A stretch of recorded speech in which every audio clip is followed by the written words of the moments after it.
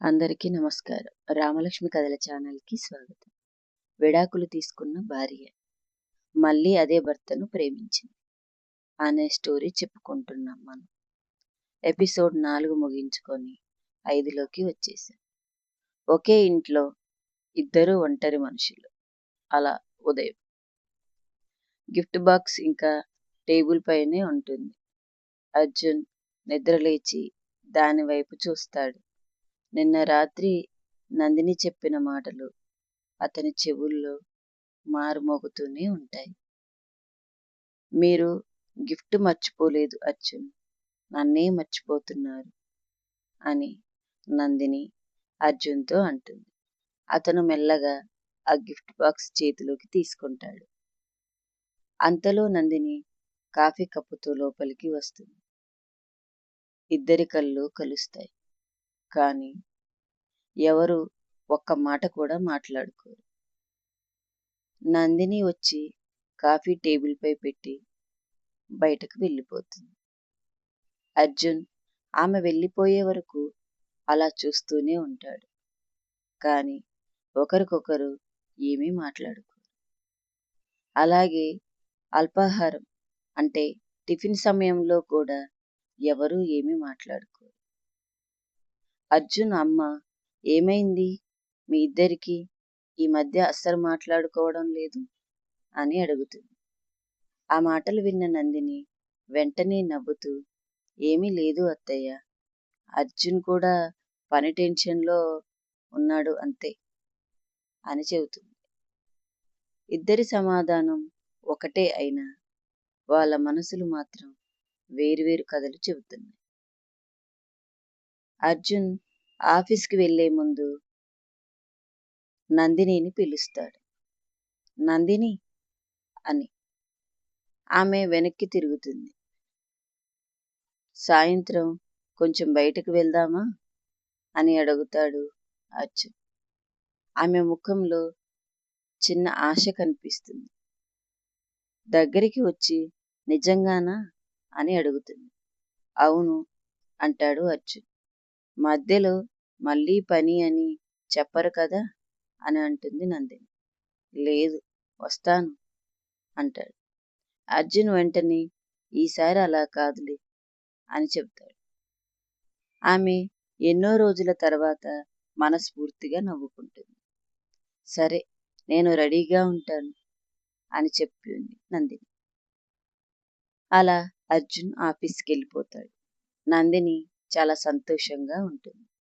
అత్తయ్యతో కలిసి షాపింగ్కి వెళ్ళి ఒక కొత్త చీర కూడా కొనుక్కుంటుంది. ఎందుకమ్మా కొత్త చీర అని అర్జున్ అమ్మ అడిగితే, ఈరోజు ఆయనతో బయటికి వెళ్తున్న అత్తయ్య గారు, అందుకే అని చెబుతుంది. వాళ్ళ అత్తయ్య కూడా చాలా సంతోషపడుతుంది. చాలా మంచిదమ్మా. ఆఫీస్లో అర్జున్ ల్యాప్టాప్ మూసేస్తాడు. గడియారం 5. ఈరోజు ఎలాగైనా టైంకు వెళ్ళాలి అని అనుకుంటాడు అర్జున్. అప్పుడే గదిలోకి వస్తాడు ఎండి.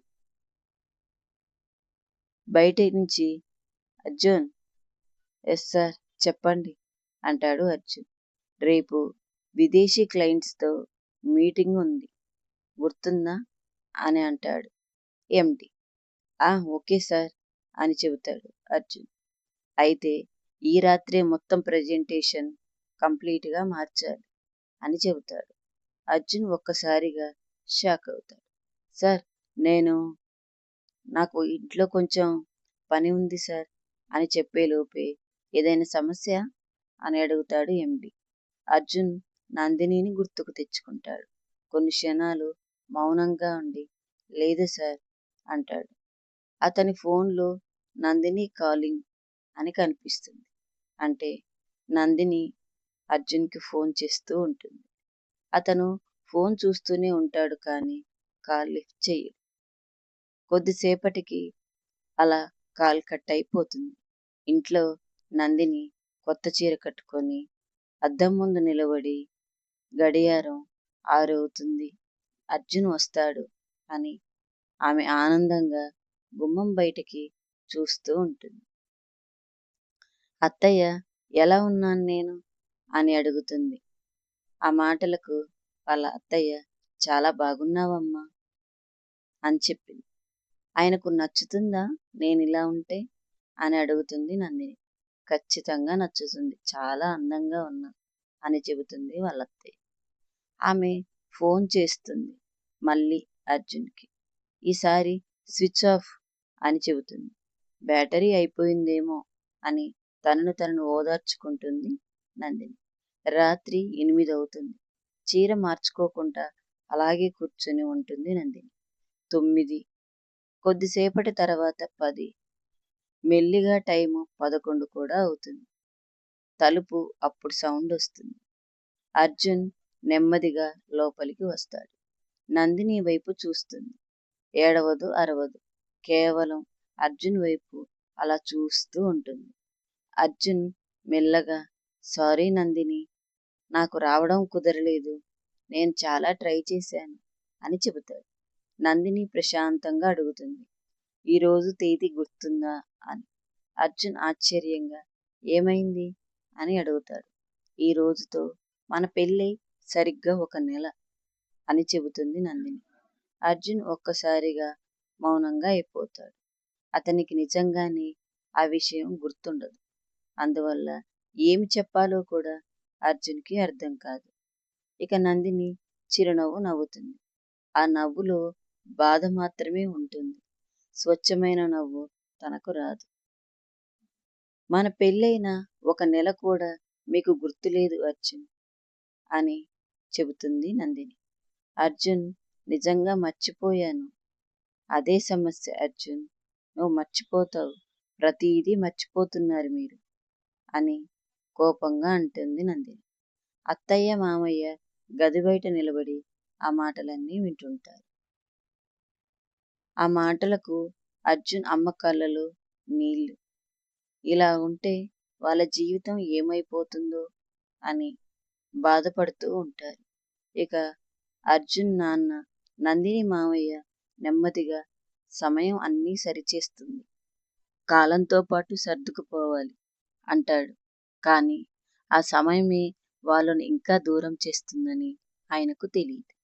మరుసటి రోజు నందిని తన పాత కాలేజీ ఫ్రెండు స్నేహాన్ని కలవడానికి బయటికి వెళ్తుంది. అక్కడ కెఫేలో స్నేహ నవ్వుతూ, పెళ్లి జీవితం ఎలా ఉంది అని అడుగుతుంది నందిని. ఆ మాటలు విన్న నందిని కూడా నవ్వడానికి ప్రయత్నిస్తుంది. హా, చాలా బాగుంది అని చెబుతుంది నందిని. అయితే నీ కళ్ళలో ఆ బాధ ఏంటి అని అడుగుతుంది స్నేహ. ఆ మాటలు విన్న నందిని కొద్దిసేపు మౌనంగా ఉంటుంది. తర్వాత, ఆయన నన్ను ప్రేమించడం తగ్గలేదు స్నేహ, కానీ నాకు సమయం ఇవ్వడం మాత్రం పూర్తిగా తగ్గిపోయింది. ఆ విషయం ఆయనతో చెప్పావా అని చెబుతుంది నందిని.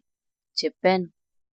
ప్రతిసారి ఒక్కటే సమాధానం, పని అయిపోయాక చూద్దాం.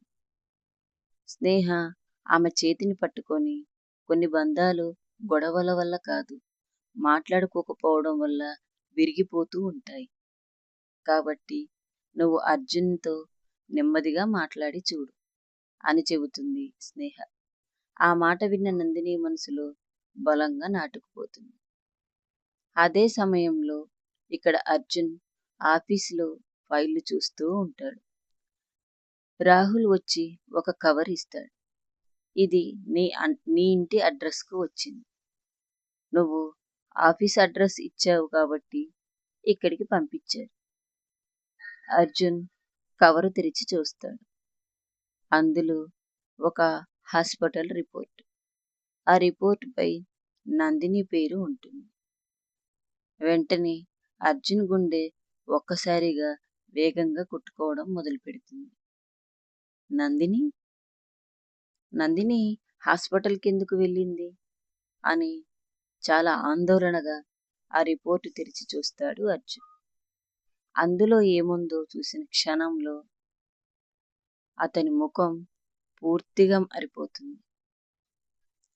ఎందుకంటే నందిని హాస్పిటల్‌కి వెళ్ళిందని అర్జున్‌కు ఆ రిపోర్ట్ వచ్చే వరకు తెలియదు.